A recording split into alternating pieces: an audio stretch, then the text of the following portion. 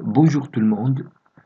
Dans cette vidéo, on va parler un petit peu sur les barrières naturelles et la différence entre quelques cellules immunitaires. Alors on commence par les barrières naturelles. Donc comme vous le savez, les micro-organismes ce sont des bactéries, des virus et d'autres micro-organismes comme la paramécie et les champignons. Donc ces micro-organismes sont partout et autour de nous et sur nous. Pourtant, nous restons en bonne santé, mais pourquoi? C'est grâce aux barrières naturelles, qui représentent la première ligne de défense de l'organisme et l'empêchent la pénétration de ces microbes dans notre corps. Alors, on commence par les barrières naturelles. Donc, c'est quoi une barrière naturelle? Donc, les barrières naturelles, tout simplement, sont des surfaces protectrices qui protègent le corps et qui empêchent l'entrée des micro-organismes dans le milieu interne. Le milieu interne, c'est le sang et le lymphe. C'est pour cela qu'on peut classer les barrières selon deux catégories. Les barrières mécaniques et les barrières chimiques. Pour les barrières mécaniques, on peut citer les barrières cutanées, c'est-à-dire la peau. Ensuite, les mouvements des cils au niveau des yeux et finalement les barrières muqueuses, c'est au niveau du pharynx et les voies génitales et urinaires. Le deuxième type, c'est les barrières chimiques. Sont divisées aussi en trois classes. Les moyens enzymatiques, ce sont les lysosomes présents dans toutes les sécrétions, dans l'œil, salive et nez. Et suc gastrique, le pH de l'estomac est à peu près 1,5 ou bien 1,3.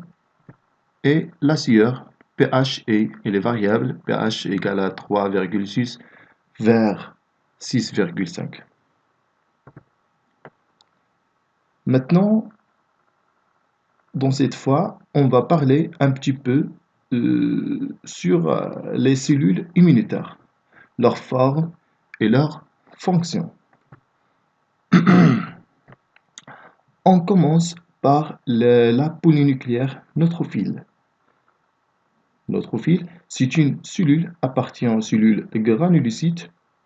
Elle se caractérise par un noyau, comme vous voyez, par un noyau polylobé, ça veut dire plusieurs lobes, généralement de 2 à 3 lobes. La deuxième cellule, c'est la granulocyte eosinophile. Elle est formée par un noyau souvent formé de 2 lobes. Alors, notez bien. Les cellules granulocytes, ça veut dire les cellules qui possèdent des granules, qu'on voit ici et ici. Ce sont des globules blancs qui ne sont pas dirigés contre un seul antigène. Donc, les neutrophiles jouent un rôle de phagocytose. Donc, c'est une cellule phagocytaire. Par contre, les ionosophiles s'attaquent aux parasites. La granulocyte basophile, elle est formée par un noyau volumineux avec des lobes repliés sur eux-mêmes. Les granules contenus d'histamine qui active la réaction inflammatoire et intervient également dans la réaction allergiques. Donc les basophiles, ce sont des cellules qui interviennent dans la réaction allergique et aussi dans l'inflammation. Maintenant, on passe aux monocytes. Elle est caractérisée par un noyau sous forme de fer à cheval avec un cytoplasme abondant et déformé. Il peut se différencier en deux catégories. Le premier type, c'est la macrophage. C'est une cellule phagocytaire qui ingère et détruit les agents pathogènes comme les bactéries, etc. Le deuxième type, c'est la cellule dendritique. La cellule dendritique. Le mot dendritique provient de dendrite. Donc la cellule porte des prolongements cytoplasmiques. Alors, elle a deux rôles essentiels. Le premier, c'est diriger contre les antigènes ou les non-soins.